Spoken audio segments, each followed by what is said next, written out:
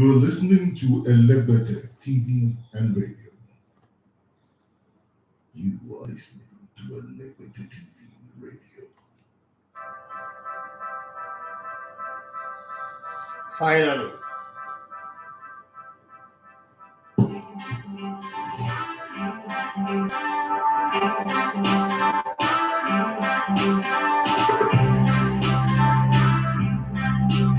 Let's go!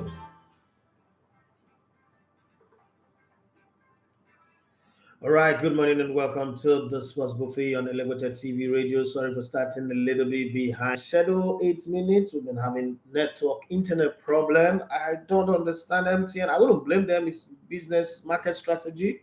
Since they introduced the 5G, they've been messing around with the 4G so that everybody will have the 4G modem. No matter what internet you have on it, you'll be able to go buy the new modem. Well, I don't blame them, but hey, I kind of like get angry with them because right now I don't have. I mean, if anybody dash me, do give away for me and give me 50,000 to go buy a new modem. I won't be angry about it, but right now I've got too much bills, daggering me left, right, from back and center that I'm not able to do that. So it's affecting. I mean, I don't know, even in the middle of the show now I can go off, but I was almost saying let's pack up shop, let's not do the show today, but there's a whole lot to talk about. There's a whole lot to laugh about, a whole lot to gist about. Remember, there are different ways to join in on this show. You can follow the live stream on YouTube. We're Elevator TV Sports, or YouTube have also given everybody's handle the art. So we are at Elevator TV, right? Just simple at Elevator TV on YouTube. You've seen us already. On Instagram, it's my personal Instagram handle at Elegbete1. And if you are streaming live, it's www.elegbetetv.com/radio. If you have the mobile application on your Android, not on iOS yet, we're still working. We've been working hard for that. Sometimes when you're doing business from the Nigerian perspective, it's difficult. Come on. I've spent 3.2 million naira to put that app, everything together, and still over a year now not being able to be on iOS. It breaks my heart. But let me be very honest. I made up my mind to do this business and I'm going to go eat the whole 9 yards. It's hard dealing with fuel, generator. I mean, like we're dealing with internet this money. Now I need to look for 50,000 plus to go and buy the 5G modem. I don't have the money right now, but I always believe. I mean, I always tell my younger ones that you can take away everything from me. You can't take away my hope, my ability to believe in impossible become possible. So, I mean, Saudi Arabia showed us impossible can be possible. Even after conceding a goal in the 11th minute, it didn't stop anything. France also showed us that conceding a goal first does not mean you're going to lose. You can still come back and roll and show what stuff you're made of. Okay, so it is what it is. And let's have some fun while we have the internet running. If anything changes, well, I'm not hoping for it to happen, but just in case it happens, bear with me. I'm really, really stressed in. I hope that MTN will allow us to do our show to the end, and hopefully we go look for money and buy the 5G so that we can be at peace. And even if we need to buy the 5G, the funny thing is we need about 4 more than that's 200,000 naira. I don't have it. I won't lie. But let's have a show. Let's not do this show as a lamentation show. Benedict is here with me. Benedict is gradually, for those of you who don't know, this show is gradually becoming a Benedict show. So eventually he will take over. Like I always say to you guys, if you like what he does and you want to support him, don't hold back, just give him support. I mean, he does need it. That's why we're in an entire community. Okay? So, and want to say massive thank you to my little sister Yemi Babs for sending him lunch money the other day. Thank you very much. God bless you. Really appreciate that. Now let's get the show on the road and have some fun. I don't care what happens, whether it rains, whether the sun is breaking your back, whether everything is happening. One thing I have a personal contract with myself, and I was telling my friend Chigo yesterday, I have a contract with myself to always make myself happy. I'm selfish about that. So, I mean, we're talking about trolls and all the people who come online to try to make you feel bad. Well, it doesn't get to me. Not as you're gonna it would never happen. Because I've dealt with trolls all my life since I was born up until now. People saying shit about me. I'm not gonna let that happen to me now that I'm grown up. I have my senses, I can control what comes in and what goes out. But having said that, yesterday we saw 4 games. Which one of those? First of all, Benedict, good morning, and welcome to the Sports Buffet. Good morning, Mr. Daffy. It's been a hell of a morning, if you want me to put it that way. But Yeah, that's exactly the way we should put it. But it's good to be here, regardless of all odds. It's always good to be here. The beauty is we face a storm and we overcome it. That's the beauty. So let's start with 4 games yesterday, the FIFA World Cup. Which one was your game? I like to sometimes make a fuss about things. So there was no game particularly for me. It's your way. But if I want, there's one thing I want to It's your way. about. So yesterday, 2 players scored in the France-Australia game with their head. And I was like, the first goal wasn't, because if there's anybody who doesn't score with their foot, it's Olivier Giroud. Throughout even the last entire World Cup, he didn't get a goal. I think he got about 3 assists. He didn't touch the ball until the 12th minute of the game. That was the bad mouth I used for all Chelsea fans I knew until he eventually moved. Like, this is a striker you claim to have, and you didn't touch the ball. He didn't score a World Cup goal. It's not equal with Thierry Henry. 51 goals. Not equal. I'm really happy for him though. So 2 goals headed first. I was like, come on, I don't understand. So Giroud doesn't know how to score with leg. Only acrobatically that you can score with. Scorpion, bicycle kick, near post, anyone, header, those kind of things. And then it happened. But come on, we have to give kudos to the Argentina Saudi Arabia game. That was the game. That was the pick of the ball. For me, it was top of the bill. I think every bookmaker right now is. But people who were betting did not see that game as the pick of the bunch because I don't know anybody who bets that Saudi Arabia will win. Someone told me that I heard someone betting that against Argentina and Saudi Arabia will win, and that's some jackpot. Well, somebody used 4,000 naira to win, I think 2 million or so. That's what I heard. I'm not sure if that's true. So let's come to the game. Let's take it one after the other before we come to today's game. For those of you just joining, it's a Sports Buffet. My name is Idafe Matthias. You're going to love to come in the bottom of sports. We've seen teams from every continent. Okay, we're still looking for the East Asians. When would India even qualify for Football World Cup? Let's just have India come and play. Let's see how they will look like. They're longer. I mean, what they will do, the drama that they will bring. And so today we will see Japan. Japan will play against Germany. World Cup draws are never fair to Japan. That's one of the things that I've noticed. They come there with their short musketeers. They will run and run and run and run and go weary. Even though the Bible says they shall run and not be weary. In the case of Japan, they will run and be weary. But then Japan will look at Saudi Arabia and say, if Saudi Arabia can do it to almighty Argentina with Messi in it, 36 games unbeaten run, they've not lost in 36 games. That stretches over 3 to 4 years. 3 years. It's okay. 37. Good. So 37 games unbeaten. And of all teams, Saudi Arabia could do that. Then we could also do the same thing to Germany. And the defending champion cause was not going to happen this time with France. France started it and they made up their mind to end it. They don't care who you are, whether you are Kangaroos, Socceroos, Australia, whatever your name is, you score first, you dribble, what's it called? Les Hernandez, and destroy his career for the day. And then they brought in Tio Hernandez, who whipping the crosses. Wow, what a cross that is for Adrian Rubia to equalize. But having said all of that, today Morocco play against last World Cup finalists, Croatia, with Luka Modric. The wine that get better with age.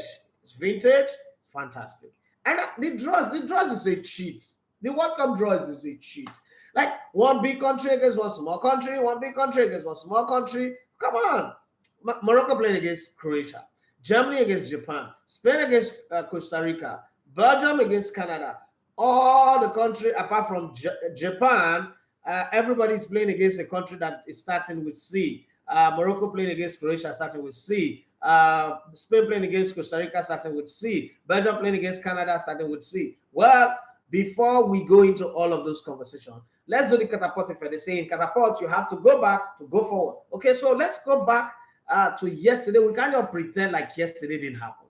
Yesterday so happened that as we speak, today is a public holiday in Saudi Arabia, both in public, private, and family sector. Every sector is a public holiday. As a matter of fact, today, women can walk the streets of Saudi Arabia without hijab, and they will not be guilty of any offense because all the people that are supposed to arrest them, they are on public holiday. Everybody can do anything they like For today, their sins are forgiven. Because guess what? Go tell it on the mountain, over the hills and everywhere, even under the sea, the ocean, that Saudi Arabia came from a goal down against a Lionel Messi-led team that have Lautaro Martinez, Angel Di Maria, and everybody that matters to beat them 2-1. Two clinically well-taken goals that even VAR could not even look at it, because they blinded VAR with that VAR did not even have to look at it. And they beat Argentina fair and square. The referee didn't work for them. It wasn't about, oh, they say is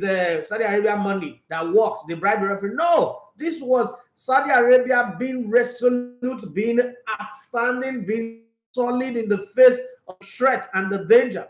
How does the Saudi Arabia team set themselves up in such a high line? 3 goals were disallowed in the first half for offside against Argentina.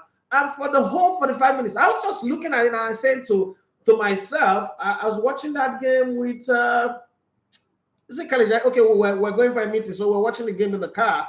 And I said, this is basic amateur football. When we were playing in Person Primary School, AC College, they would say, decoy run, decoy run, decoy run. Like, this is like basic, but professionals playing for Argentina did not understand what decoy runs is. So if you have your man inside and they're keeping that high line, which provide you a gap between the defenders and the goalkeeper, what you now do is you probably chip the ball over the line. Those guys that are outside begin to walk back like defender, and there's somebody from inside running. So it's a case of who is the fastest. But then Argentina did not do that. In the second half, the coach, Javi Renard, who took 3 years to win 2 African Cup of Nations, coaching 3 African countries in the process, but winning 2 African Cup of Nations, one for Zambia, their first, and another one for Cote d'Ivoire, ended up, leading Morocco to the World Cup the last time out, and this time around made history. Miracle happened. I know if Nigeria beat Argentina, we won't have a public holiday because we are different kettle of fish, but Argentina always beat us. This time around, Argentina saw the greens of Saudi Arabia and imagined that, once again, this country wearing green will beat them because this is how we always beat Nigeria. But the Saudi Arabia said, Paul, I know, Peter, I know, Seven Sons of Skiva, led by Messi, who are there? And they beat them silly.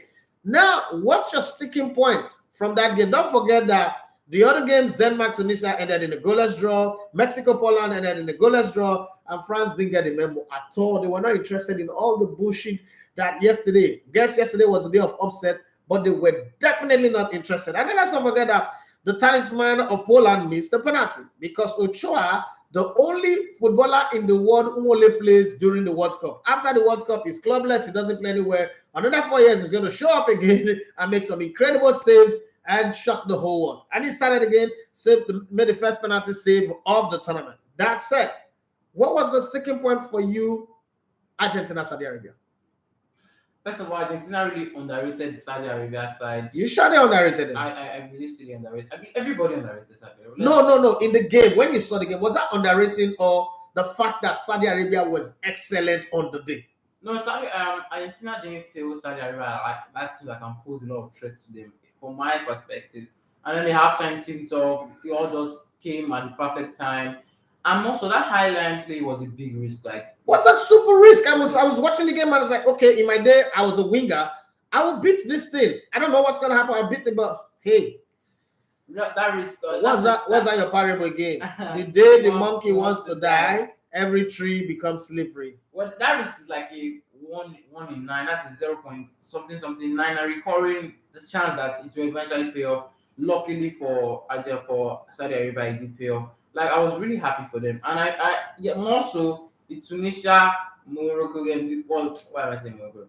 Tunisia game. I was so happy that they could come out with the draw. Tunisia Denmark, yes, because considering the chance Tunisia had right before they getting a draw in that game, that's a bigger chance that they can qualify. So France just really messed things up. Because when us out for them, but I think it just got easy for them because the other teams in the group drew. Yeah. So they could look at themselves and say, okay, it's a loss, but the other 2 teams ahead of us are just 1 point. So what we need is beat the 2 of them. Of course. And Argentina are also used to. I mean, 1990, they lost their first game against Cameroon. Omabi jumped above everybody and scored against Qatar. But at the end of the day, they qualified for that group. They went on the way to the finals. This is a possibility. Very big possibility. They've been in this. This is familiar territory for Argentina. And then they could also take inspiration from Spain. 2010 Spain started the World Cup by losing the first game. Who did they play against again? Lost their first game, but then they go on to win the World Cup. But I think that Argentina, maybe in the first half they underrated them, and then in the second half they just felt overwhelmed. And then this is one thing that I like to say because I've seen social media bubbling. Oh, Messi this, Argentina this. I don't think Argentina played badly. It was just a case. There are sometimes where the underdog wins, and we need to give them the flowers that they deserve without trying to rubbish the other team. And it's one of those games where you see Saudi Arabia gave more than their all. They gave everything. Like it was a case of, you know what? People always say that the Arabians are about bombing themselves and killing themselves. Today, in the spirit of worry, we die here. If we need to block with our eyes, let's put it on the ball. If we need to block with our back, let's die here. What do? Let's die here. But Argentina will not score another goal again. We will not defend poorly. We will not concede penalties. We are not going to be Iran. Neither are we going to be Qatar. We are Saudi Arabia. We are the king among all of these teams in the Middle East, all these countries in the Middle East, and we're going to show what stuff kings are made of. And that's exactly what they did. But it doesn't necessarily mean that Argentina was poor or bad. But then in banter world, Argentina was poor and Messi was rubbish and all that. That's in banter world. But in clear-cut, pure analysis, I don't think Argentina was poor. Like, okay, I was asking somebody, did Argentina play as badly as Nigeria did against Portugal? Obviously, the answer is no. They created chances, they had it. It just didn't happen. It was a day that it didn't happen. Argentina will play like that again against another team and stuff like this.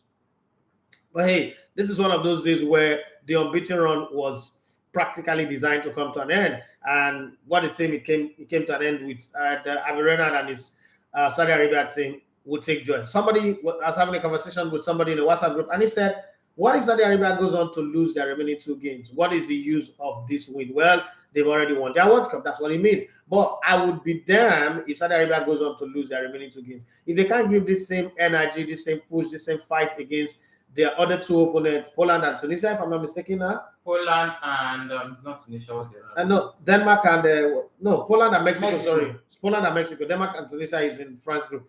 So if they don't go on to give this same performance, vintage performance against the other 2 teams, Mexico and Poland, I think I'd have a very, very sick. My heart will sink deep because I like what it did against Argentina. But I think if you play that type of eye line against a rampaging, high-speed, virtuoso France, thank God they're not in the same group. You consider you go shop out. Like you go enter auto. Okay, but kudos to them. Let's not talk about what could be and what could not be. Let's move from that. Poland playing against Mexico. It looked like a game that Poland should win, okay? Or probably Mexico should win because Mexico was a bundle of a team. Poland was a team that had one great outstanding player. But since he's moved to Barcelona, yes, he's scoring, but not like we would really love him to score in every game. We've seen some frailties in Lewandowski that we've not seen before. We've seen some weakness to his game, whether it's old age, time is catching up with him. I don't know, but it's just that weakness to his game, that's some frailties to his game that has never been there when he was playing for Bayern. What was your take from the game, Mexico, Poland?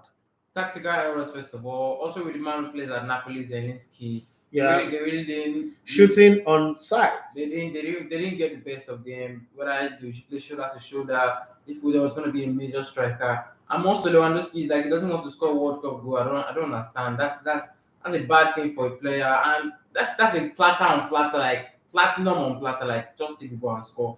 I think Mexico even deserves to. I mean, what better platter than having a penalty and you still don't score? That's horrible to say. But Mexico even deserved to go all the way. Just that they really lacked that fine finishing touch, and also they couldn't create much chances. But majority of the game, Poland seems to have dominated. In my own opinion. Yes, I agree with you. But Mexico, if they are taking a chance as Saudi Arabia did, just get 2 shots on target and you seal up the game, they could have won that game. And if you look at the chances they have in the rest of their group, they have an Argentina team to face, which they might most likely lose. And also Poland have to face Saudi Arabia. But Mexico is always a difficult team for Argentina, historically. Difficult team too.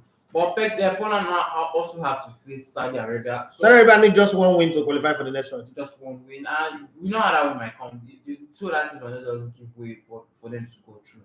So I really feel like Poland, Mexico. I knew it was going to end in a draw because I knew neither team was going to go through. But it was 100% chance for either teams to win that game. And Lewandowski just really messed the game up. And I felt like when the goalkeeper saved that penalty, Mexico should have gone all the way and punished this Poland side, but they just didn't. So it was just really unfortunate for Mexico there. Yeah, so much barbecue goat roasted in Saudi Arabia for this one because the goat of world football and Argentine's goat was caged, even though he scored a penalty to take his tally for Argentina to 92. That was too little. That count for nothing, even though it started pretty early. Was the fastest goal of this World Cup until what's it called? Australia scored that goal, and that became the fastest goal of the World Cup. But let's move a bit further to the next game that we'll talk about after the Poland game. That would be the Denmark-Tunisia game. I mean, this game looked like a game that Denmark should win.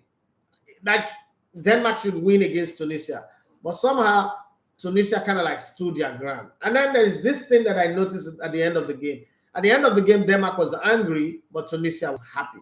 And in my own conversation, I just said to myself, this right here is why Africa will not win the World Cup. Because if you play a game against a fellow team that qualified for the World Cup and you play a draw and they are angry and you are happy, it tells me that you didn't come to this tournament thinking that you should win games, right? So you drew against Denmark and you're happy. But Denmark look at this game like this is practically 3-point loss, not even 2-point dropped, because we should have won this game.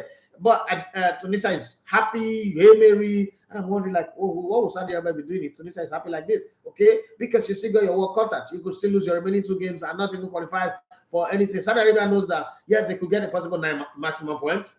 If they play that well, they could get 9 points and top the group and go to the next round. But they could also get 6 points or 7 points, which is win the next one and draw the last one and get 7 points as a qualifier. Okay, their destiny is in their hand. Tunisia already celebrating. What do you make of that? I have to say, like I said, the chances Tunisia had before the game they played against Denmark was low for them qualifying.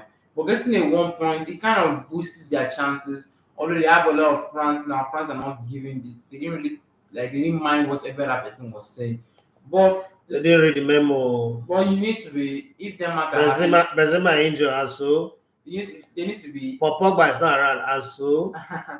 Like N'Golo Kante is not playing, and we have Chimani. Then those guys, even when they substituted Chimani, this French team, man, the speed in the team is what I'm afraid of.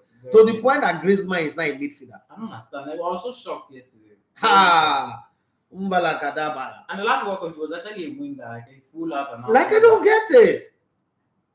I don't see. I'm still in shock. Like really? Or the champions was doing say. But for Tunisia, I really felt like they have a 1 point gain, which to Denmark is a 3 point loss.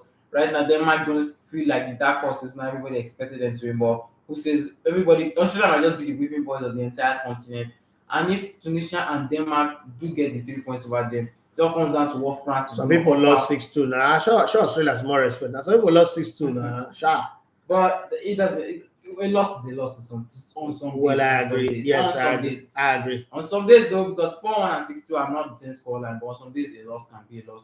So I think Tunisia right now, they really did make a mistake celebrating. Not did make a mistake not celebrating. Africans. But I feel like they should be happy that they got that first point because if that boosts their hope, they can get a maximum point against Australia, and they can slaughter a mild draw against France. And they need Denmark to maybe France. They bet on France losing, Denmark losing to France. Who says they can't go through? So right now they don't have a chance that up because before they had like on a scale of 1 to 100, which say Tunisia had a 15% chance of qualifying. But now getting 1 point when everybody expected them to get that 1 point on the final day, and you already have it on the first day. From 15%, that chance just boosted up almost all the way to 40% for me. Okay, let's go to France. The France game started, with Dembele, Mbappe on the flank, Giroud in the middle. It took him 12 minutes to get the first touch of the ball, but he ended up scoring 2 goals in this game. Coming into this game, he was on 49 goals. Needed two goals to equal Thierry Henry and 3 to be the standard all-time highest goal scorer. Okay, and now he's equal Thierry Henry. But you look at the game when the selection was made. You have Hugo Lloris in goal. Les Hernandez on the left fullback side, Upamecano and Konate of Liverpool, Bayern and Liverpool in center defense, and then you have Pavard who shone like a million star in 2018, scoring a very beautiful goal as well. Chumeni was requested to sit in front of the defense, like you are the guy who is going to be the umbrella, as Sunday Olise calls it. Okay, you are going to be the shield, the missiles, the defense shield for us, and you're going to stand there and help us. But then, even though he was removed and Jusconde was brought in to play that position, remember Jusconde plays in center defense for Barcelona. And then you have Edwin Rabiot, the man who people say have an attitude problem. He's not scored for France in a very long time.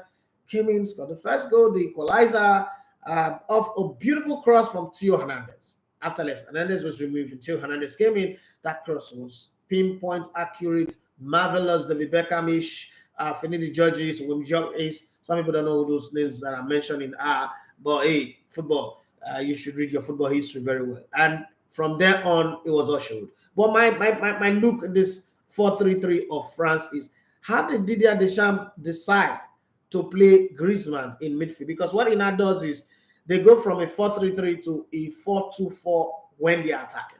Griezmann is the second striker, but at the same time, one of the number 10s. How, when you first saw it, and at the point where they considered the goal, what was going on through your mind? First of all, I was even surprised that Griezmann was in the lineup, because if you consider Griezmann's club career, right now he can't even play for 5 years at Atletico Madrid due to the ratio of the time he plays, the contract, how much they're going to be paying. They've sorted it out already. Okay, but at some point, I felt Griezmann really lost it all from the 2018 World Cup. I didn't even feel like he was one for the 2018 World Cup, but he went all the way and he was one of the most intriguing players. When I saw that lineup, I was like, okay, Tchouaméni plays that role at Real Madrid, so that's kind of acceptable. Yeah. I felt Rafael Varane was missing the team and he was very integral for the last World Cup. But I felt like, come on, I think France are going to be handicapped in defense there. But that Upamecano totally just keeps out of my mind. Excellent defender at Bayern Munich, and also partnering up with Ibrahima Konate. Two players who any day walk into their first 11, and they start ahead of their respective defenders. Yeah, I agree with you on that one. Then Dembele Deschamps is finally getting to force himself to like him, because Dembele has not been. Yeah, we have to say it that way. Yeah, I agree. The shocking thing was, I always thought Mbappe likes to play as a centre forward, as it does as PSG, because I felt like that was also one of the reasons. That was one of the things he wanted to stay as. He was going to be a major striker, not a winger. And then the Deschamps played him as a winger. I really felt shocked. I was surprised about that. Was one of the surprising things. Mbappe, yeah, but that's where he really wants to play. But because the last World Cup, Olivier Giroud was more like where Dembele was playing throughout the entire game, although he was coming into the middle at any given point in time, with Benjamin Pavard coming from right back. But that was what I was really surprised about, because Mbappe playing from the left. That's why he started his career from at Monaco. But ever since he moved to PSG, Neymar has been occupied. Because Neymar is there. Neymar is starting the French national team. Yeah, okay, we have to say that. So, but Griezmann playing in midfield, it just showed that the French national team had a lot of quality in them. Absolutely. Like 18 million, I think they want to only 25 players. But right now they have only 25 players with hope of Karim Benzema returning any day, anytime. I feel like they've lost all, like, completely integral players. For Pogba and N'Golo Kante is just going to show entirely. But since the Deschamps found the pause, we're missing. Could we also argue that, I mean, they really did play a super team. They played against Australia. Australians are more cricket and rugby than real football anyway. And lately when was the last time you see real Australian players? Like back in the day where you have Australian players playing in the Premier League, like Mark Viduka, Harry Kewell, playing for Leeds and Liverpool, really, making it happen. Lucky and the rest of them, these guys, Duke, Magui, these guys are not really solid top players anymore. So we could take it for granted. Hey, if you look at the French national team, it's a star-studded one. Everywhere you look, you have players who are playing top-flight football for the best teams in Europe. And I'm not surprised that they turned out the way they turned out. But hey, I was also not expecting the game to be that one-sided, especially the way it started. But let's move to games that we expect to see today, okay? And I like this World Cup, the Qatar World Cup, the timing of the matches. Jesus, I don't need to hope to God that I wake up in the night to watch a game. And as I said that this morning, I was just thinking next one, USC, they're behind us. So. No, that one will be in the US, so that's not really much of a problem. It will be in the US. I'm not God, but We'll be in the US by the grace of God. Let's put it that way. Morocco playing against Croatia. What's your take on this one? Croatia been a good team ever since 2018 Nations League. They above relegation, so that's a plus for them. More so, Morocco. Now I think that you're sure that we'll get even a draw in this game, considering they're African. I'm not going to take away their en route to qualification for this World Cup. It was a very very marvelous one, but Croatia are not the team that they most likely will even get a draw from. I feel like Croatia they're going to start the game sloppy, a bit behind, but it's not going to. It's going to be at every moment in time they're going to be ahead of Morocco, regardless of the situation. Even they're going to be 9 men down, they're going to be ahead of Morocco because this Morocco team have a lot. They've not known them from the years, and I don't think this is going to be different here. Croatia might win, but not by some large margin for me. Okay, but you're giving it to Of Croatia. course, Croatia. Let's go to the next game. Germany playing against Japan. Really, really tight fixture.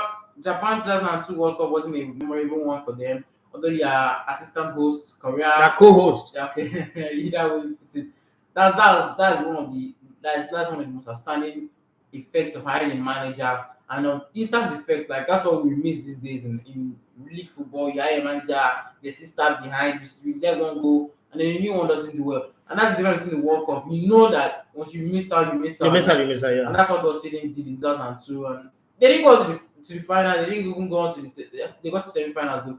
But is Avi Renard doing a good syndicate with Saudi Arabia? Maybe. Or too early to call? It's too early to call. We don't know what's going to happen in the remainder of games. But that was a good one. So Japan, they crashed out in the group stage. Unfortunately, it's not been a good World Cup ever for them. And they have a game against Germany. German national team last time was against England, if I'm not mistaken, 3-3. Well, but they've lost a lot of players that were in that squad. Talk about Timo Werner. Really, really lethal striker was. Hansi Flick is one manager you can trust any day, anytime to give you the good. So Germany against Japan, I think Germany are going to win like some 3+ goals. Spain playing against Croatia. The Spanish coach Jose Luis Enrique came out to say that everybody on the team know what they want, how they want to play, and it's not about the players that they make it; it's the player that they have in the team, and people should focus on the players that they have in the team. Is it Croatia or Costa Rica? Costa Rica. Croatia is playing against Morocco. Okay, I said Costa Rica.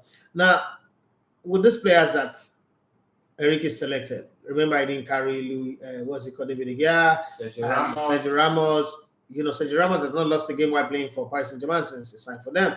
And all of a sudden he's become a bad player because he's not playing in La Liga. I don't understand what that is anyway. Would these players prove him right, or would they, easily make him lose? Because Costa Rica is a very, very funny opposition. That kind of opposition, practical banana peels. You play against them, you think, oh, it's Costa Rica. I don't want a strong team from South America. And then they give you a bone that hook on your throat. What do you expect in this game? Spain, I saw their training equipment that they are implementing. Everywhere you go, you hear the coach's voice. They put speaker everywhere in their training. Yeah. I think that's gonna be a good one against Costa Rica. Like you said, Costa Rica, like the Switzerland, never die attitude. Not just gonna quit and give it all up.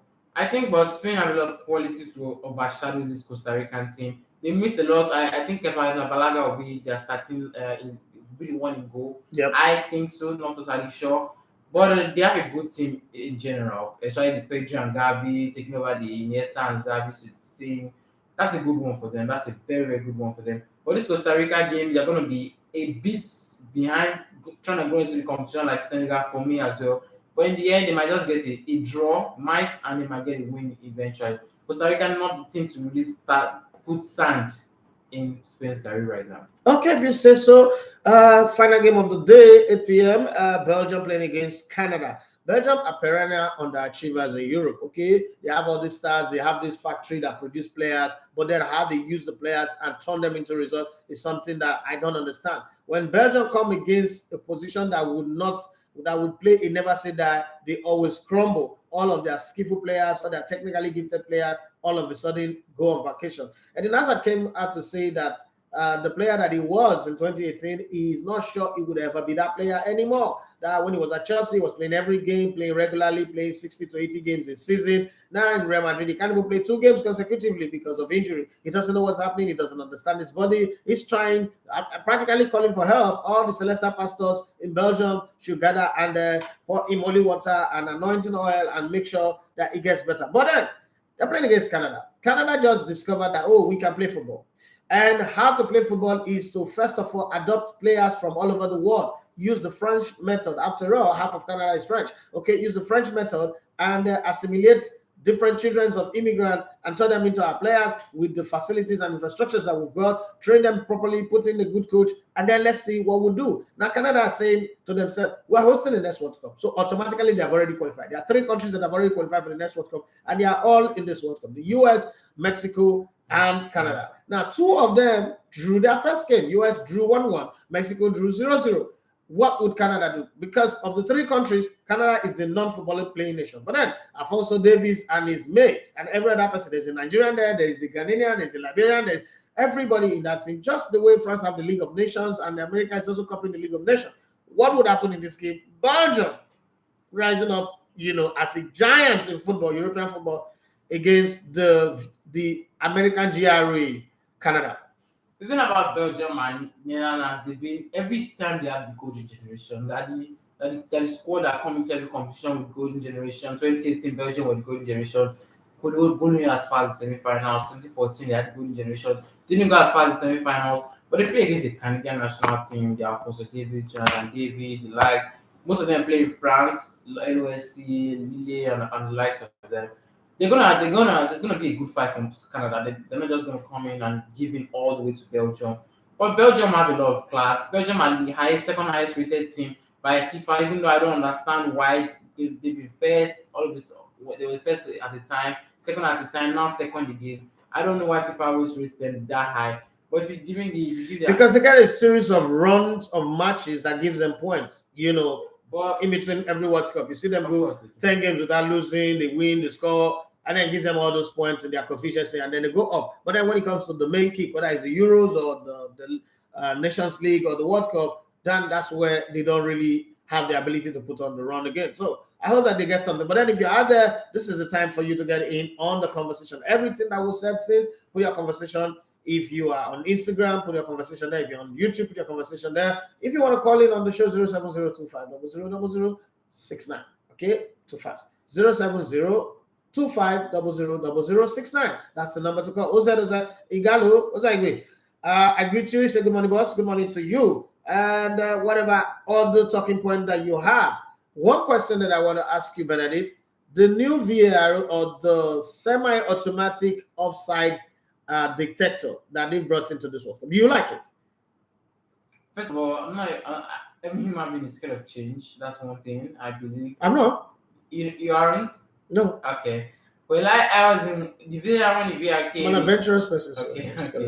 When the VAR came into, it came to the Premier League last year. It was one of but it was only in La Liga a season ahead. They were using it quite good there. Technologies have advanced, and at some point they're not going to be referees on the pitch, so players better start getting used to that, because there's just going to be automatic whistle, nobody to argue with, just see a red yellow card with your name on the billboard and something like that. But football, what they try to do these days with technology is to eliminate errors. That's just the basic thing. Because we've seen errors in the past. Errors are one of the things that make the game best, the hand of God. And that makes us have something to talk about. Yeah, things that the referee didn't see, and they're trying to remove us from the job. I don't understand. God pass them, they're not with it. Just that, so this kind of things, when you have camera everywhere, like the hand of God, nobody saw that one. Even the person who scored it came out to tell the person. But I think they saw it, they just let it go.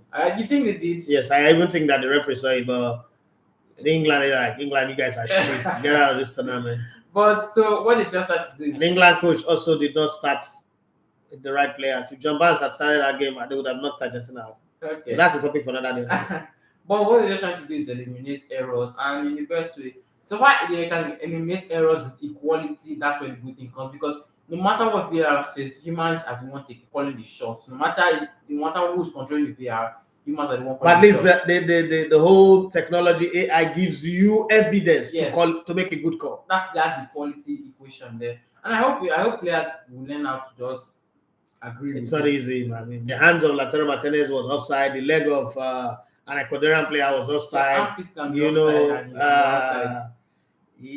So it's crazy, when these things happen. But hey, it is what it is. Let's move on and see how it goes. Like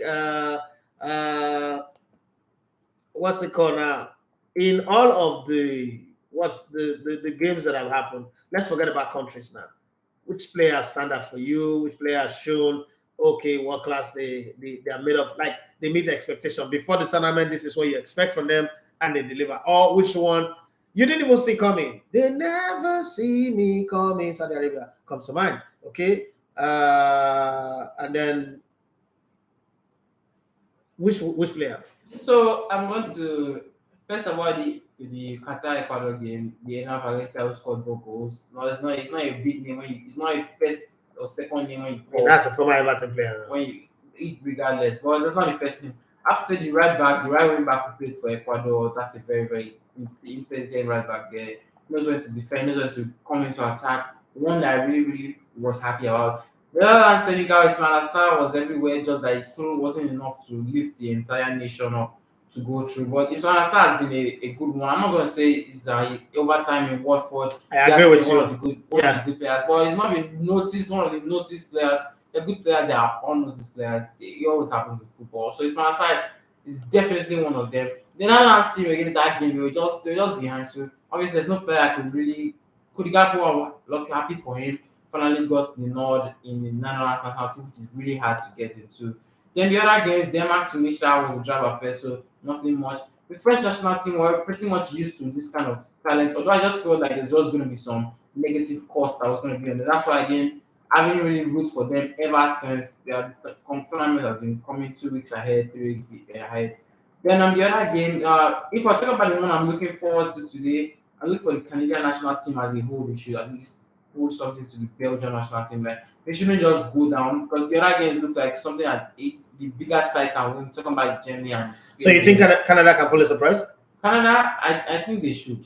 I think they should. Okay, so what's it called? Let's go through the comment section. I'm going to start with Instagram first, and then I will pull the rock. Okay, I'll pull the spotlight to YouTube, but let me start from Instagram, and it's going to start from the top, way over from the top.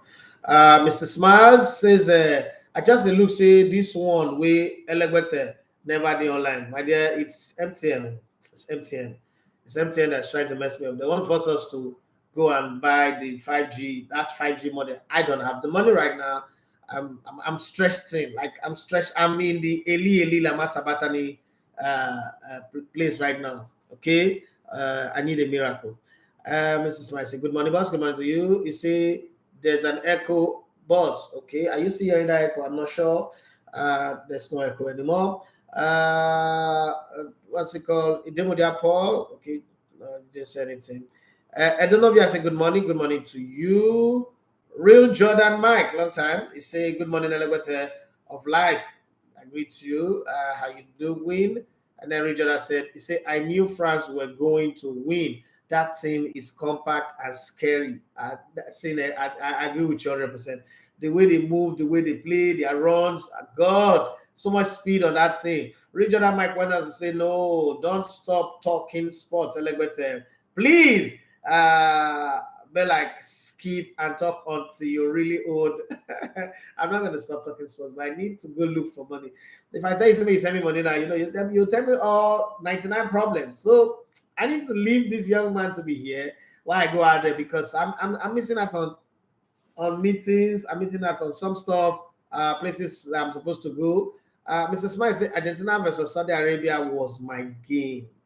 He caught my ticket to, but I enjoyed it. Okay, no problem about that one. Mr. Smile say, I always say you go pack boss lose. Why not go for it? That high line from Saudi made it interesting. Yeah, it really did make it interesting. Instead of the usual big team compass small team like France did to Australia, Argentina isn't that good. Okay, play boring. Really, are they boring? Was Argentina boring? Not really. Playing boring soccer. I don't think they were boring. It just didn't work. I mean, they were a force. So they attacked, they played, they crossed the ball. It's just that they had short men in the middle of the attack. So, the crosses were not going there. And Saudi Arabia had players that were almost all 6 foot tall. That's something that people didn't notice. So the crosses, I think that what made Argentina lose the game was that the players didn't do what players were supposed to do. Coaches actually gave them the right instruction. The tactical instruction was good. But, you know, in the game of football, there's a place where players now need to introduce themselves and say, okay, yeah, these guys have figured us out. Let us now bring ourselves. 90% of the crosses that Argentina were crossing up, if they whip those crosses low, like knee, chest level, Saudi Arabia would have scored own goal because they were very, very zealous. They were overzealous at some point, and that would have caused problem. And it will even hit the hand. But they keep whipping the ball high, and you have short strikers. And I keep telling myself, but this is basic now. This one don't need coaching. You have Lautaro Martinez is short. You have what's it called? Messi is short. All of them, these guys are dwarfs. And Angel Maria keep floating hot air balloon in the air. They are not going to get it. I mean, Messi, when you now need Messi to jump and use his head, it's not something that happens all the time. This is not Manchester United. Come on. Okay, Precious MNK001. He say, I laugh when people say Argentina can win the World Cup even before yesterday's match. Well, this is how people were laughing when Spain lost their first game in 2010, but then they went on to win it. So until the World Cup is won, nobody's lost it yet. Okay, this Saudi Arabia team will go down in history even if they don't qualify from the group. What's the use of beating Argentina and not qualifying for the group? That's the poor man mentality in the game. Jumaipo _resources _limited. Okay, he said, boss, please talk more on the coach, the video of dressing room. That's not the video from the match. I just posted that to him. That's a video from a friendly game, okay? I just use it to send an analogy, like a message. So don't use that video and say it's the video from the match. It's not a video from the match. You sent coach yesterday. Speak volume, okay? That's the previous game. Real Jordan Mike says Argentina might still go through. Let's be honest. Yes, I agree with you on that one. I don't think Argentina were bad in the game. Like, oh, bad. They played badly. They were poor. They weren't. Like I was asking a friend, I said, were they as bad as the Super Eagles against Portugal? I said, no. I said, so you can say they were bad. This was one of those games. It's called football upset. It happens. Saudi Arabia might still go on and lose their remaining 2 games. They might qualify. You know, they might get beaten and bashed by another team. Argentina might go on after this game, win every single game and go on the way to the final. We never can tell. They can also lose all their 3 games in the group. This is football. It's like biscuit. You never know where it will break. Precious MNK001, you say when Argentina lose, the manager is bad. When Portugal lose, Ronaldo is old age. This life is beautiful. Nobody said the Argentina manager is bad. Nobody blame Argentina manager in that game. Okay, you are the one. You are actually the one that's not creating a narrative that doesn't even exist in the first place. There's not a person that I blame the Argentine manager because there was nothing tactically wrong about that thing. Where did you see anybody blame the Argentine manager? And listen, when we're talking of Argentina, let's focus on Argentina. Nobody's mentioned Cristiano Ronaldo today. You are the one who probably you are a Ronaldo fanboy, but now you want to drop the mud on Cristiano Ronaldo thinking you're trying to say something. Sometimes it's stupid when we do this thing. Focus on the conversation. There's not a single person who's made a comment or mentioned Messi, mentioned Ronaldo or the coach or anything. So I don't think that it is necessary for that kind of conversation to come up. Tony Jesse say Argentina needed a magic, but no magician. Sometimes a team needs that solo brilliance to win a game. I agree with you. That just didn't happen. Messi is not in his Messi pacey guy anymore. It's not a guy who dropped down deep. He tried. I wouldn't look at Argentina and say, oh, they were rubbish. No, I'm not. I don't look at football like that. Saudi Arabia was just, one of those games where you play one of this type of game in a lifetime. And that's exactly what happened, okay? Spain had a better team than this Argentine team. Time will tell, okay? Time will tell. Leicester City that won the league title in 2016 may not necessarily have a better team than all the other teams that won it. Teams are better when they win. If you look at that Netherlands team that didn't win it in South Africa, if that Netherlands team had won it, you would not be telling me today that Spain had a better team. That's just the way football is. Sometimes this thing happens. Greece won the Euros in 2004, and people said they had a better team than Portugal because they beat Portugal twice. But let's be very honest, player for player, there's nobody in the Greece team that will walk straight into the Portugal team. That's football. Even when they beat the Zidane-led French team in the quarterfinals or semifinals, people say they were better. Yes, on the day of the game they were better, but hey, quality for quality, they can't match it. That's just football. It is what it is. You cannot tell me a team that have won 37 games unbeaten across all competition are all of a sudden a bad team. That's the kind of conversation that I don't like when we bring it up. And it wasn't as if, Argentina were really horrible. They could go on to do something. Win it, I don't know. There's a lot of teams that look good. Well, let's go to YouTube and see what we got there. Oduni Remileko says, good morning. How does time run so fast anyway? Well, I'll balance the 10 minutes I was missing. Oduni Remileko says, good morning, boss. Good morning to you. Equanobi Lewis, he said, you wrote Saudi Arabia off, sir. Did you write them on before the start of the game? Saudi Arabia wants to play Argentina. Sometimes when you people, everybody becomes a very brilliant and smart and intelligent analyst after the game. Did you bet on Saudi Arabia to win? Because the odd was 250. Did you bet on them?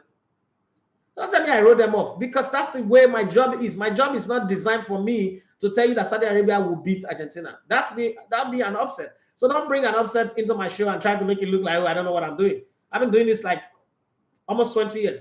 Count the number of times where I got it wrong. So don't show up and tell me I wrote them off. Did you write them on? Show me one tweet or one post, one place where you show up on this comment and say Saudi Arabia will beat Argentina. Argentina have not lost in 36 games or 37 games. They want to play against Saudi Arabia. Saudi Arabia that does not really have an outstanding football record at the World Cup, apart from when Ower and Sid dribbled everybody and scored a goal in 94 or 98. And you want me to sit here and tell you, oh, Saudi Arabia will win. Come on. Even 2 minutes to the end of the game, people were still betting that Argentina will win that game. 2 minutes to the end of the game. The betting pattern did not change. People were still betting. The odds, 2 minutes to the end of the game, the odds on, what's it called? Saudi Arabia was still higher than the odds on the likely on Argentina. Okay. So what are we saying here? The Olaiwaju say Messi and Argentina chopped beans yesterday. Looks like their World Cup campaign is derailing already. Maybe they can bounce back though. Time will tell. Economy, he said this is different. Can you comfortably say Argentina will beat Mexico and Poland? What do you say? Put your own post there, because so you don't say tomorrow I underrated that Argentina can beat anybody. I repeat, Argentina, that squad that Argentina have can beat anybody. And in football again, anybody can beat anybody. So it is not what I can comfortably say. It is what I know in football. The fact that a team loses its first game does not mean they are a bad side. All right? Spain did that.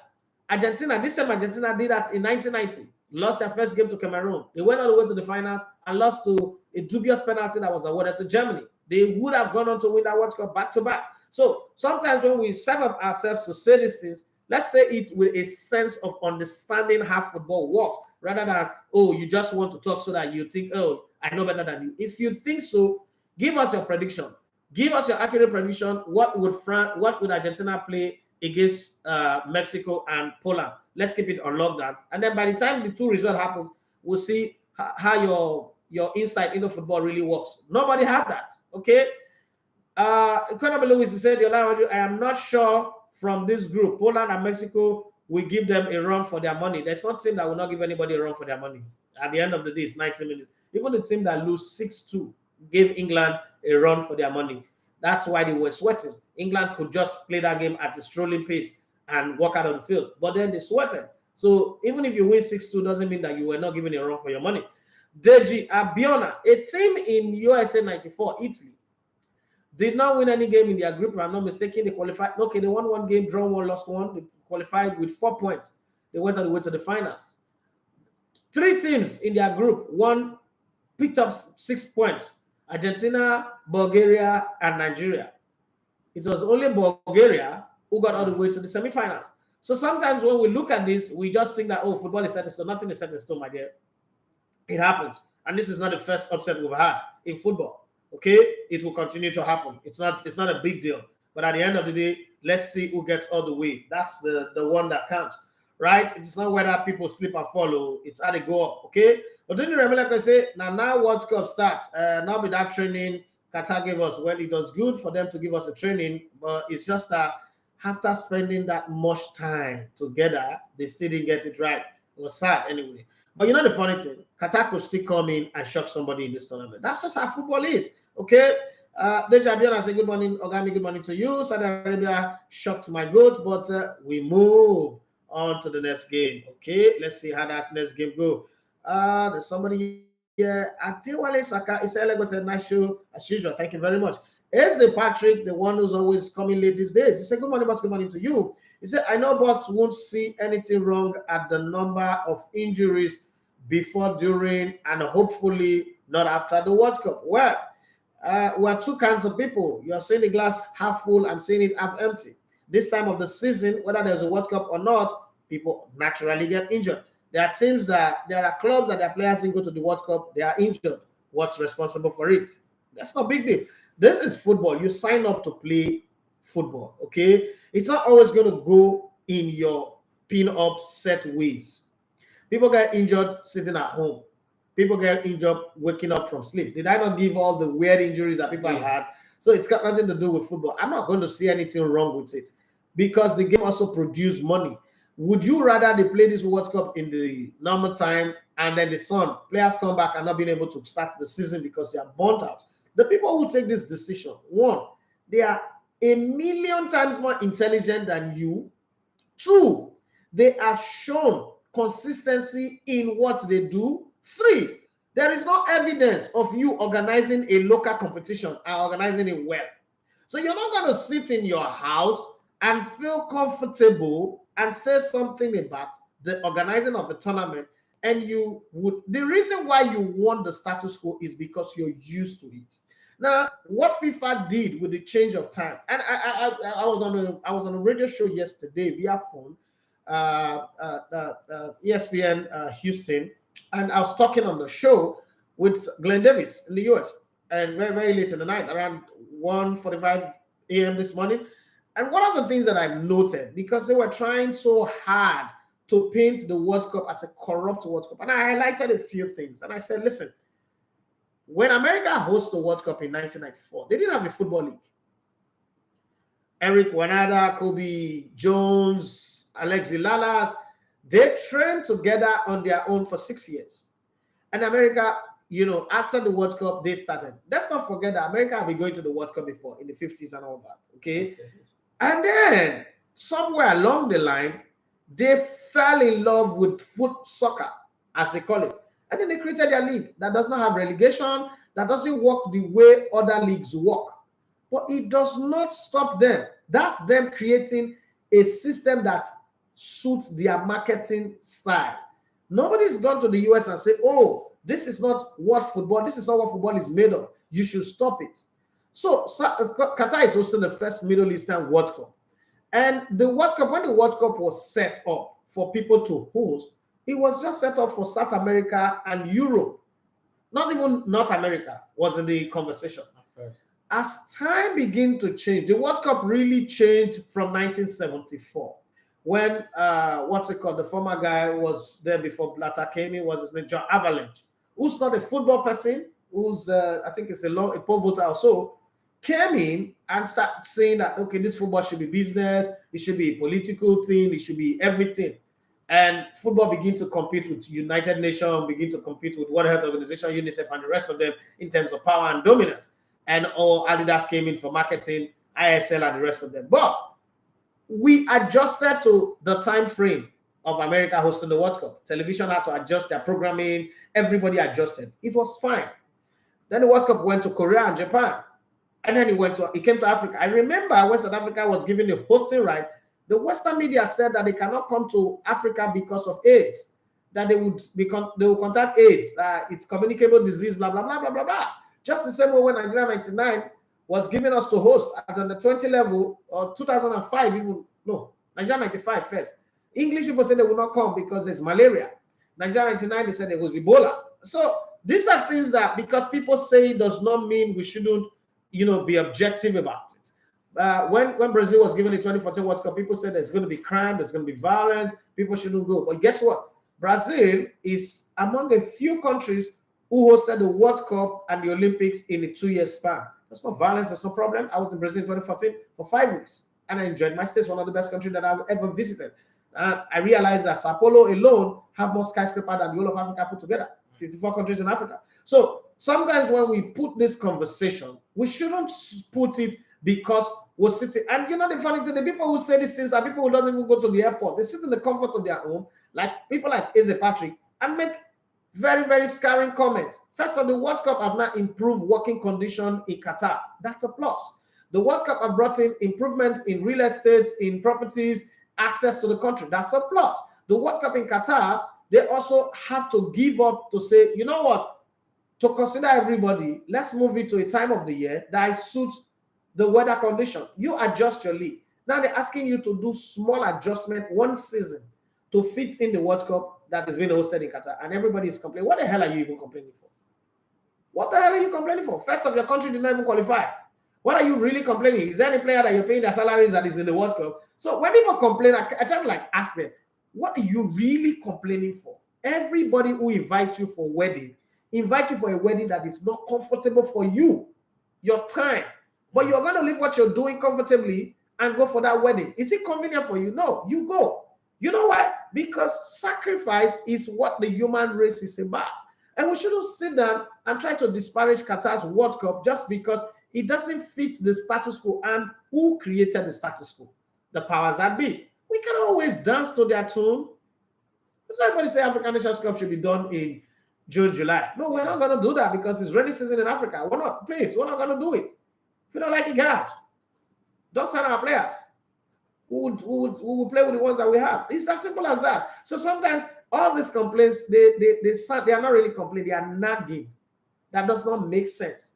There are seasons where the World Cup have hosted in the summer and people still have injuries. When Eduardo da Silva leg got broken, or Ryan Sokros broke Aaron Ramsey's leg, was it because Qatar was hosting the World Cup? When Jimmy Cisse got his leg destroyed, was it because Qatar was hosting the World Cup? Players have been injuries have been part of football since time immemorial. It's not a big deal. So nobody should bring this injury and compare it to the World Cup and make it look like, oh, well, yeah, the World Cup in Qatar. That's the reason why people shut up. You're not talking about the money that have also been invested in the World Cup, the changes that have happened, the improvement in people's life and welfare and working conditions. Come on, the Beckham now have 150 million pounds because of this World Cup. Okay, we're not talking about that one again. We're pretending like that didn't happen. Well, let's go back to Instagram and see some of the comments that people have shot in while we're having that moment of rant. Okay, Reed Jordan said Spain will be a disaster if they decide to play Bossi over Rodri. I don't think they will do that. Joriaba over Bade, they can do that. Joriaba does know how to cross the ball in and go forward anyway, so the coach might take that risk. I don't know. Regional Mike said Germany versus Japan might end in a draw. You really sure? Think that game went in a draw? Benedict. What do you say? Germany, Japan, you think that game will end in a draw? No, I don't think so. I think Germany are going to they're going to be ahead of Japan. Jose Rigalo, say good morning, boss. Good morning to you. Prince Wenger, whatever it is. 20 say good one, boss. Good morning to you. Spain would be a disaster. Okay, I've read that one. Regional Mike said Frankie de Jong, first game, dude was awesome in that middle. I agree with you on that one, 100%. And that Estelino, he said, in my opinion, Argentina underperformed. There was no direction. It was just rudderless. Everything that losses, we say that about a victory 001. He said, boss, which African team are we expecting to get to the quarterfinals? That's a joke for me. Okay, he's answered you. He said that's a joke. I think the qualifying in the group stage right now is one of the biggest challenges that we have right now. Because if you look at Morocco in a very, very tight group, so is Cameroon, they have to get out of Brazil, Serbia, I think Switzerland as well. So that's really tight. I'm still banging on Tunisia, but right now, because the way France are gone, Australia obviously are going to finish last, obviously. Are you sure? You don't think that Australia can beat Tunisia? Nah. It's just that high. And also, I rest my case. And Senegal right now, they've lost. And if they drop to Ecuador and win to Qatar, that's not going to be enough. Shawboy El Guaji, he says Argentina will still win the World Cup. That's a taller down. Rick Jordan fired back at him straight. He said, it won't happen, man. It won't happen. Rick Jordan Mike, he says Spain had a better team than this Argentine team. That's your opinion anyway. Arguable. Spain won the Euros going to the World Cup. I won the World Cup. Argentine are Copa America winners. Let's not forget about that one. Oyewale Ogolowo says, fact only, anybody can beat anybody. Argentina still have a good chance. Simple. Okay, Regional Mike said, Nigeria can't beat anybody. Victor 001 said, boss, which African team are you tipping to get to the round of 16? Senegal. That's a conversation. Yeah, that's a good conversation. Senegal, Cameroon, maybe. Senegal and Cameroon. I don't know about the other teams. I'm not sure, but I'll get to see Ghana's first game first. Martin Zotuya, this guy's business have the best, currently the best grilled catfish, bolly, chicken, turkey, parfait, all in one. And the packaging alone will make you see heaven. He said, leave clans and bitter people are begging. Who in no favor will always complain. If not America and Europe get hosting right, the whole world must adjust and bend. Yeah, that's true. I'll tell you, I want to say, what is the need for the Conference League? Or the Nations League or the Conference League? But hey, they do it and nobody's complaining. And nobody's complaining that there's too much. Hey, I'm seeing my guys on YouTube today. Johnny, okay, let me go up a bit. Johnny Gaffa is a Patrick. Remember, once the NFF came out to say we could not pay Coach Renard. Okay, I don't understand where that one comes into this.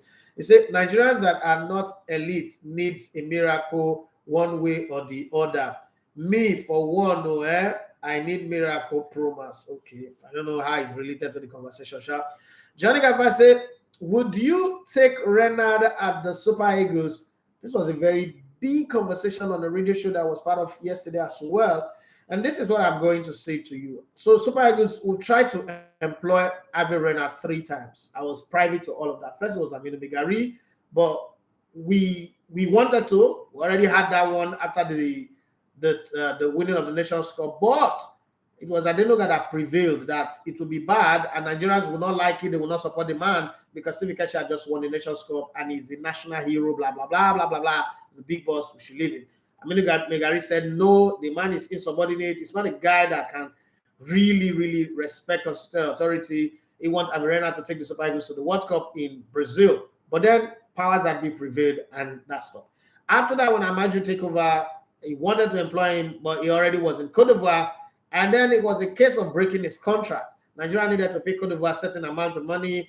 And then Nigeria was offering him, I think, at that time, $40,000 per month. Cote d'Ivoire was already paying him, I think, about $65,000. So it didn't make any sense. And we didn't have the money to do it because, you know, what Keshi did with Adidas also cost us a whole lot of money. They didn't give us the World Cup appearance bonus. A lot of people don't know that. I mean, Keshi, in the eyes of Nigerians, is a hero. So let's just keep him as a hero. And like they say, you don't speak evil of the dead. But these are evident things that he did that you cannot hide. Okay, well, we have a kit deal with Adidas, and he went on to wear a Nike face cap to a press conference at the World Cup, and Adidas didn't find that funny. Okay, but hey, we buried the conversation. And then the next time that we wanted to get him again was when we went to go and employ Gernot Rohr. So the order of people, the first person on that list was Javi Renard. Then there was Paul Liguen, the guy that coached Leicester at one time. And then there was Milojevic or so. And then there was there was not even Rohr. There was one other person, one other Serbian again. And then out of nowhere, Morocco was giving him times 4 of what we were offering him. We just couldn't match it. We didn't have the money. We just couldn't match it. And the opportunities to build a team that the way he wanted took them to the World Cup, remember. And then Paul Liguen said that somebody said he should pay him, like they will cut commission from his salary. That's why the deal didn't go through and a whole lot. And then we finally settled on Gernot Rohr. So those are some of the information that people need to know, fact on the ground. Having Renard where he is right now, this is Saudi Arabia, come on. Saudi Arabia could practically be paying him $250,000 per month with some excessive outrageous bonuses. And nobody in this part of the world, maybe Egypt or South Africa, will be able to match that. So Nigeria, you know, when they say in some American movies, say this is above your pay grade, truth be told, Javi Renard is above our pay grade. And historically, anyway, Nigeria have never employed a successful coach. So Averena does not look like somebody that we can employ. Even when we had money under IBB, when we went to bring investors, Nigeria's never historically employed a successful coach, like a coach that's coming from success. Oh, the Syria winner, let's bring. No, Nigeria's never done that. So when I hear people start saying, oh, Nigeria should go get Averena, in this time where we're the poorest, in this time where we don't have budget for sports, I think it's a joke.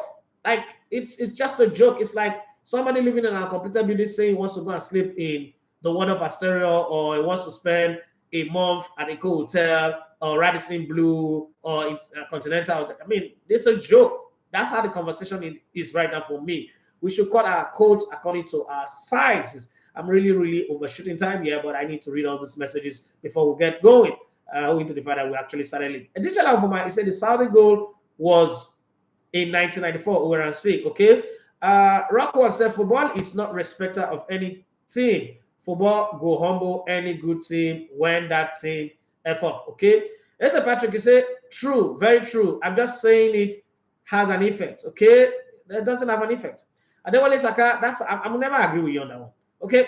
Thank you for speaking about the World Cup plot to destroy this World Cup. It is tiring from their narrative, okay? And people like Eze Patrick is falling for that narrative and jumping on it like when they bring the World Cup to Nigeria, it will not be the same narrative. It will be the same narrative, okay? The powers that be want you to believe that if it doesn't go their way, every other thing is rubbish, okay? We've seen. Some of us have seen past that thing, so it doesn't really make sense to us anymore. And Eze Patrick said, I'm not saying there is anything wrong with the World Cup. I only said it has an effect on injuries. It doesn't have an effect on injuries. Injuries have been in football since forever. And you can't prove it scientifically that this World Cup is the reason why people get injured. So don't come up and give me the crap that you're giving me right now, okay? Allen Haaland is not going to the World Cup. He's been injured this season. Eze Patrick, and last season, the season before, Allen Haaland kept getting injured. There was nothing that has to do with the World Cup. Ryan Giggs never went to the World Cup. There was a time he was getting injured. And you know what? The reason for his injury wasn't even football related. It was the car he was driving and the way he was sitting in the car that caused him to get injured. There are so many things that will make footballers get injured. And there are people who are not even going to the World Cup who gets injured every day. I don't know who you want to blame on that one. Ivory Ted, he said, I did. Really, how you doing, man? Good to have you around again. It's been a while. The Super Eagle fanatic, he said, Africa better stop playing around at this World Cup. I have a theory. Additional info, I said the curse of world champions have been broken. Yeah, they started it, so they broke it. Is good. One of the things that I think the Africans should try not to do is try not to play like the Europeans. That's what I noticed with us. And when we try to play like the Europeans, there is this thing about being like, you can't speak Pidgin English better than somebody from the Niger Delta, either Port Harcourt, Rivers, and Bayelsa, or Delta, or Warri, or Benin. You can't be anywhere in Nigeria and say, for instance, an Aboki say he wants to speak Pidgin English better than somebody from the Niger Delta. You can speak your Pidgin English, but the difference will always be clear, like 7-up. So I think what happens with most African countries is we go to the World Cup and we want to play the Europeans in their game, but it is their game. There is always going to be that thing you're doing. They already have it in them. These are people who were born and raised with this style of play. They will spot the loopholes. That's exactly what happened with Senegal. Senegal should have just stick themselves with their speed and power. But they were looking for the final pass. You see somebody facing, go shoot the damn ball. It could deflect into the net. But they're looking for final pass like they are Europeans. And at the end of the day, the Netherlands didn't deserve to win 2-0 against Senegal. I'm not saying this because I'm an African, but I saw that game. They didn't deserve to win 2-0. So let's reverse it, because people say, Saudi Arabia beats Argentina 2-1, means Argentina is a flop, they're not good enough. Would you look the Senegal game against Holland and say Senegal is not good enough? Because in that game, Senegal played. Okay, they were not rubbish. They really did play. Their goalkeeper made a mistake, here and there, and then everything went from a good start to the World Cup for them, where a draw would have even turned out to be a good result. Even though I think that if you look at the youthfulness of the Holland, the Netherlands team compared to the experience in the Senegalese team, I would have beat my chest to say, come on, Senegal, this is a game that you should win. Forget who they are. Forget their history, their name. You are Senegal, you are African champions. Yes, you don't have Sadio Mane, but this is a game you should have won, because you had the upper hands. But again, football is a game of margin. It's a game of chances. If you create the chances, you don't take them, eventually they might come back to bite you. And that's exactly what happened with them. Okay. Finally, as we go, additional from I have this to say. He said you're absolutely correct. Try not to play like Europeans. We had a brand in the 80s and the 90s, but we stopped the youth development, and today we don't have our local brand. We have power, pace, and shot. We should play it. If Europeans say, oh, you can't play shot in Europe, when you come to Africa, let's play it. Hit the hammer. Yes, hit the hammer. 4 may go wayward. 1 will hit somebody and deflect it to the net. Well, then, what are we even afraid of? We want to play. We really want to play like Europeans. We really want to walk the ball into the net. So it's not always not going to work, because we might not be as technically gifted as the Europeans, and that just might be the margin of error that sets you off from winning. And listen, I remember one a very good example that I always give to people about this conversation is, I remember in 2004 when I got into radio. They said, no, you can't talk like this. You're shooting from the hip. No, that's not how broadcasting is. You have to talk like this. You have to sound like this. You have to be like this. And I said, I am on radio so that my mom and my younger ones and my friends that I grew up with will hear me and be proud of me. But if they go on and they start hearing me sound the way they don't know me of, in Warri, in Port Harcourt, and everywhere that I have been, then I've betrayed them. So you guys are going to make a choice here and say, you know what, Essay, stop coming to this radio station after I'm doing it for free. Or, okay, just be yourself. And I guess they saw the quality, the value, and they agreed that I should be myself. If you look at, for those of you who followed me in the days where they used to call me Mr. Controversial, up until now, you notice one constant thing. I was way, way different from my colleagues, because I say the way I feel, like that. I made a lot of enemies. People didn't like me at the beginning. But at the end of the day, I remember when I left Brilla, the very people who don't like me were the ones who were missing me the most. So sometimes you've got to say, listen, we're Africans, right? Let's play like the way we are. Let's take advantage of what we have and use it to advantage. What I'm going to, I was telling somebody, I said, if I have Shango and I know Shango can speak fire, I don't need holy water. I'll bank on Shango, because at the end of the day, the person that is carrying holy water will die. The person that carries Shango will die, or die not die. That's the way I see it. So I don't think that I need to play like Europeans to win a football match. Mourinho didn't want to play like Pep Guardiola. He played the way he could win his game, and he won his game, and all those records belongs to him. So I think it's something that we should also look at. Otuya Martin says, many happened to Senegal. That match should have been a draw, or even they could have won. And I agree with you completely on that one. Ezra Patrick said, Nigerian sports, no, that's where we should continue. Ezra Patrick said, I rest my case on injuries. If you like, no rest your case. Can I go court? The Super Eagle fanatic says, Senegal, no midfield, no striker. So, okay, that's your opinion. And then what else? Ghana has a full team. I believe in them until they play. We all believed in Argentina until they played. Okay, there's a Patrick. He said Nigerian sports currently has no fund to get top grade coach. We've never had it. Okay, Raw was our best chance, but we blew it. Rockwood. He said Amadi Pinnick only chose Pesero as Super Eagles coach, all because he was cheap, not because he was sound for the job. Amadi Pinnick should be held responsible for everything happening to the Super Eagles. Wow. I like that. That's a very, very beautiful perspective, right? That's a nice one. Imagine, come here and answer to Rockwood. Here's a Patrick. He said, Ijebo de Pundit, I greet you. I loved your commentary with Sebastian. All the best. Forget the name. I'm a fan. Right. I know you're a fan. And the Super Eagles fanatic said, Ghana has the midfield to give Portugal shock. Without their big-headed Jordan, where they score 1 goal in 200 games. I mean, the striker would get. Well, now that Thomas Partey is playing well, everybody's saying Ghana have the midfield. I'm wanting to watch that game anyway, because that's the same Ghana that was at the Nations Cup.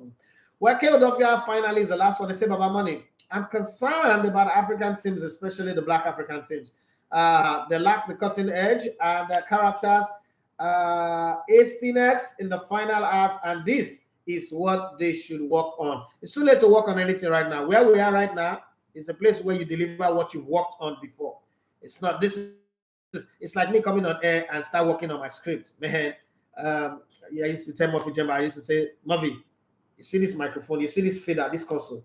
Once they raise the fader up like this, you better bring what it is inside your belly. What you don't keep on your head all through the day, all your life. You better say it. If you want to speak outside, speak outside. If you want to speak Yoruba, speak. If you want to speak Igbo, speak Igbo. If you want to go mad, go mad. You raving mad, but get the show on. After the show, whether you're sweating, and I remember we used to do shows in Brilla where there's no fan, there's no AC, nothing. We've stripped to pants before doing shows, sweating like. When I look at it in my studio, sometimes like, man, no, but I mean, I do what's to do than this. You understand? But you got to get it going. This is the World Cup. This is not where you plan. You come to the World Cup to deliver what you've already put together. This is your Dragon's Den. You must make your pitch and collect money and leave this place. Okay? If not, I'm sorry. Rajizi, he said, Ghana no. I was in the big Ghana. Ghana not get anywhere where team they go, they would lose successfully, Jesus. This mobile get bad, man. He said, Rajizi, sadly, only not Africans can raise the bar. Our Western African brothers sadly are not up to power and are not up to par. I guess that's what I want to say. Are not up to par at this World Cup. I keep saying finally, and then somebody drops a message, and I'm wondering, should I let this person go like that? Hybrid, I say Pasero can't even communicate well. I believe Amaju was the worst ever president in our history. Baby, I don't understand where these shading comments are coming from. Because this is a choice. When Pesero was initially hired, this was not in the conversation. Regardless of the friendly group we lost, everybody was rosy and cozy. I don't know, maybe the Portugal thing just really triggered everybody to say their opinion and say their mind. But I think people should take it easy. Imagine it's gone. There's nothing anybody can do about that. Also, Pesero has the job regardless of whether Amaju opinion is gone. Just like Emmanuel Sawase was saying yesterday. Ganeshi Wankali, was it him when he posted something on his handle about saying about like a farewell message, and people were like, good luck on your next journey. It wasn't him who was going, it was the management who was going. So it's the same thing with Amaju. Amaju has gone. Jose Pesero right now, you do what he can do by coaching national. A lot of Nigerians don't factor many things that happen with the team, like the things that since the coach was employed, he's not being paid. Players are still being owed bonuses from 2019. This is not the Amaju thing, it's the government. And I've said this thing over and over, but I guess that time when I say people block their ear. 98%, I repeat, 98% of the budget for the Federal Ministry of Youth and Sports goes to NYSC, National Youth Service Corps. Only 2% is reserved for sports. That's football, boxing, wrestling, athletics, and every other sport, swimming, and the rest of them. How do you want a country that have that kind of budgetary system to do well compared to other countries where each sport have limitless budget to plan, execute, and function? So it's like this. I employ a chef in my house. You are a cook. But guess what? I'm not going to give you a gas. I'm not going to give you a pot. I'm not going to give you a kitchen. But I expect you to cook me delicious food. I think that Nigerians, there is a deficit of knowledge here in this conversation. And I'm going to say it over and over again. I mean, when I say, oh, you're backing Amaju. No, I say about backing Amaju. And very soon, they'll be blaming me, Brian, so again.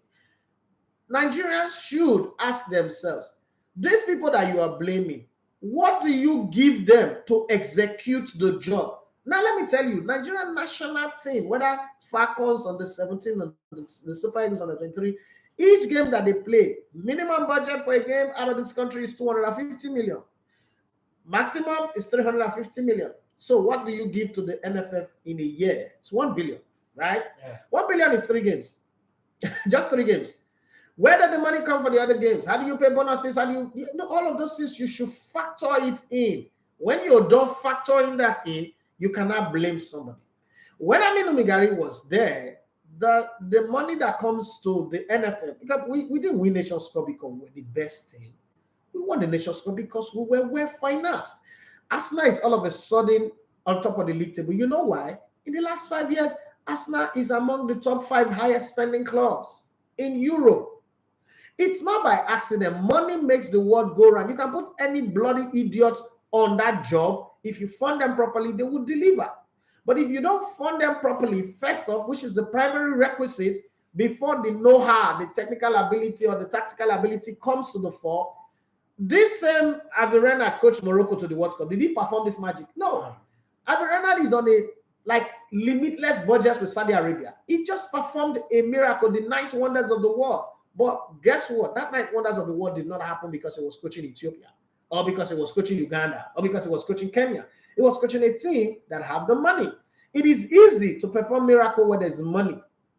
Okay, when there's no financial constraint, performing miracles comes very, very easy. But people don't factor that into the conversation. Once you are being constrained, every other thing might work against you. The luck that you naturally are supposed to have, you won't get anymore. Rajesh said, "Sir, we are laymen, not sports professionals, to factor all this. The Saudi League is the bedrock of this team. 9 players from Al Ahly plays in this team. The same Al Ahly, where Ojo Igalo is the highest goal scorer. And guess what? Nigerians will tell you, if you bring Ojo Igalo, he's going to destroy the team. It's the players that are playing under Ojo Igalo that need Ojo Igalo to help them win matches. That just beats Argentina. It's simple. Because you need to understand some of this little factor. When was the last time a Nigerian league was really functioning? That you cannot throw up a challenge to the foreign business and say, good, if you don't come. In the 80s, we told Stephen Keshi, Eboigbe, and the rest of them, allow and the rest of them to effort, because we would pick other players and we pick young generation of players. And 5 years later, we went on to win the Nations Cup. We built a team that was competitive. Can we do that right now? We can't. So circumstances are not the same. Where we are right now, everything would definitely go back. And football would not stand alone doing well. Our edge sector is doing well. Our roads are they doing well. Our electricity is doing well. Our schools are they doing well. Why are you not calling the ministers or the people in charge of those places? It's that simple. Nigeria is in a place where we're practically in life support. Like, come on. Well, let me round it up by saying this. Rockwood say, I agree with you. I return. Pinnick just tried to justify his sentiment overall by saying that Jose Mourinho recommended that low-class coach called Pesero. Sack Pesero now. And when you sack him, you've not paid. You people suggest, if you're running a business, that's how you go run them. You've not paid Gernot Rohr for the money you're owing him. You're owing Pesero now. You say they should sack him. Sack him and bring who?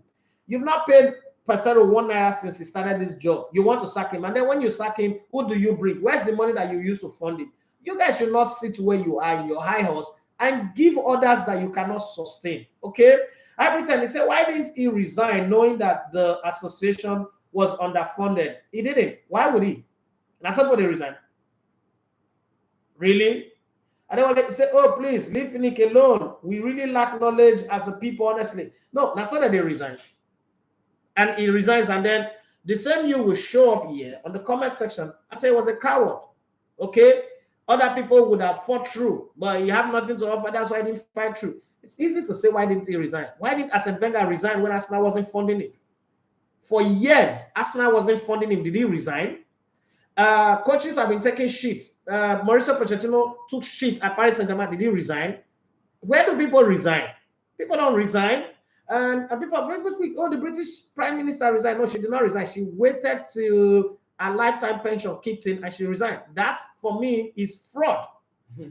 Okay? So when you put all the factors, you must put all the factors together. Okay, Pesero is an Oyibo man. They've not paid his salary since. He now realized that, oh, the contract is signed. There's no money. Why nobody resign? Would he resign? He will not resign. Life is not like that. People create scenarios that are not practical with the real existential space of life. People don't resign. Resign for what? You don't resign just like that. No. You're going to pull through. Kind of walk up play for Postman for you. Postman have still not paid the salary till today. Why did they not resign? Barcelona players were being owed money. Why did they not resign? Coaches and everybody were being owed money. Why did they not resign? Barcelona is still owing Ronald Koeman till today. Why did they not resign? Why did he wait for them to sack him? So let's not jump into this utopian world that does not exist. It only exists in Wakanda, in movies. It doesn't exist in real life. And I'm not going to feel like that's the conversation we should have. Rather, let's be realistic a little bit and say to ourselves, let's be honest. Frank Lampard is taking Everton down now. Has he resigned? No. Aston Villa players, threw down the tools against Steven Gerrard. Did he resign? No. But one of the things that I don't like with a lot of people is they will tell you Africans don't resign. Do people really resign in the world that you live in? No. The reason why a lot of people resign, maybe a few people that resign in that world, is because of the guarantees that they have. You can't resign just because you want to resign, knowing fully where the old intrigues and politics are coming. So, no, Kevin Keegan was forced to resign. Let's go back to that story again. He did not resign. He was forced to resign. Just the same way, listen, they just said Manchester United and Cristiano Ronaldo mutual understand, mutual consent. What the fuck is mutual consent? Let's call it spade a spade. Cristiano Ronaldo was fired. Right? The same way Jose Mourinho, when he left Chelsea, the first time he said mutual, there's no such thing as mutual consent. You have a contract and they terminate your contract, it means you're fired. Arsene Wenger was fired by what's it called, Ivan Gazidis. He was fired, like they sacked him. But people forget all of those parts of the conversation because they come out and use media to polish the conversation and make it look at what's it called? I just interviewed one of the greatest man in the history of Arsenal. He can't walk in through the doors of Arsenal. He can't walk in from the front door. He wrote a book. He can't even put it on the Arsenal store. But on the outside, the cosmetic says, oh, mutual consent. He left the club by mutual consent. Is one of the founding fathers of the club in the modern day revolution of the club. But that man can't put his book in the Arsenal shop. If that happened in Africa now, and I talk differently. No, but Mona leave this stuff. Oyibo man the defraud now with conversation with media, right? Before now, recently, what's it called? Michel Platini just came out and say the draws for the World Cup in France 98 was rigged to favor France to go play finals against Brazil.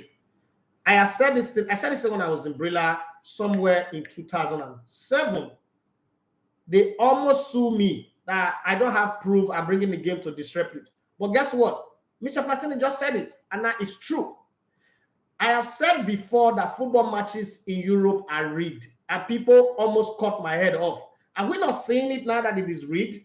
I also said before that 9 out of the 13 titles that Manchester won under Sir Alex Ferguson were match fixing. Nobody's going to convince me against it. People said all sort of things, but when you look back now, you see the truth in all of those things that I said. Football is for the highest bidder. So let's not sit here where we are and allow some sick conversations to go on. There are things I would say can never happen. Yesterday, Kanye West just come out to say Adidas blocked his personal account. A company that I no longer work with, that doesn't have a ties with him, nothing. They block his account. If that had happened in Africa, and I would say, oh, now only African people, they do this kind of thing. This can never happen in America. This morning, I sent a message to Murphy where a manager walked into Walmart and shot and killed 10 people. And I was telling him, if this happened in Nigeria, you people will shouting, Buhari this, Nigeria is a zoo, Nigeria is that. But when I said this, I should not compare cats with dogs. That it's not comparable. This kind of conversation does not make sense to me because when it happened over there, you will tell me, oh, it just happened in a county. One happened in a village and you tell me that the whole of Nigerians are there. It's just the same thing. Nobody resigns anywhere. People sit tight on their job, even when the job is messing them up, so that they get that payoff. What's it called? Rafael Benitez went to China and committed the greatest fraud any coach would ever commit in the world of football. But guess what? Oyibo man, nobody's talking about that. Now, Salisu Yusuf, everybody will talk about. See, there's a whole lot to talk about if you want to have this conversation. This is my industry, and I know that I know a lot of people. Every said my brother Idafe would defend Amaju to high heavens. You know why? Because I have information that you don't have. Even Ibrahim Gusso, I would defend him to the high heaven because the thing is, there is no fairness in the conversation you are having. I just told you that 98% of your national budget for sports goes to NYC. You're not concerned about it. You're not concerned. If they take 98% of your salary to give to somebody else and expect you to live on 2%, can you survive? The answer is no.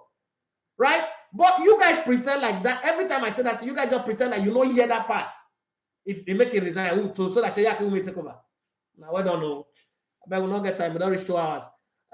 Johnny Gava say, I feel for Pesero is here at the worst time. I have a feeling it will go down as one of the worst coaches of the Super Eagles. Anything is possible. And Kevin Keegan resigned. Didn't he? No, he did not resign. He was forced. Every time he say, laugh out loud, forced to resign. Yes, he was forced to resign because I am aware of that. I spoke to Martin Tyler about that conversation, and he said to me he was forced to resign. But for the good, you see, these people, the brand that they are building, they color it very well. Have you asked yourself why all the broken leg injuries in the Premier League, you've never seen the video online? Go online and look for the injury that Eduardo da Silva have. You're an Arsenal fan. Show me the video if you have it. The only thing you can have is a picture. Why is that video not in circulation? Why? Have you asked yourself, why is the video not in circulation?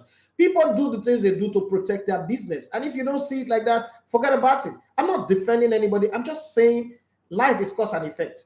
So if you put a problem for somebody, an impediment for somebody, we should also put that impediment into consideration when we'll have a conversation. I don't want to say we lack knowledge, honestly, especially the unbeaten run game against Arsenal. The match was definitely rigged. A lot of people will not agree with you with that. No, football.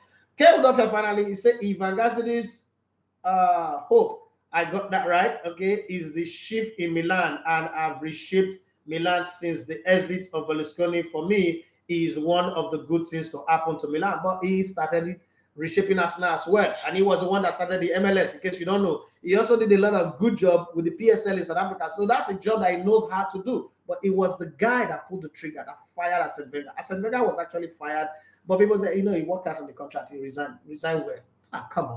Come on, shut up. I'm in the same. Well, this is where we're done the cutting on the show. I'm going to go sit back and watch the World Cup match. We'll have a conversation again tomorrow. It's time for me to go. Have a wonderful day, everybody. My name is Edafi Martinez, that young man out there. You see, that's Benedict Eki. Benedict, it's a very good show for you. Thank you. Congratulations on Cristiano Ronaldo as he has finally terminated his contract. No, some people will tell you that he resigned. No, he resigned. After club announced his exit following bombshell, he resigned. He resigned. See you tomorrow. Oyibone they do mistake. The person misbehaved. They sack him. Now the guy say he resigned. I pretend. Oyibone never do wrong for what some of these people did. Agree to now. That's how we take them off for here.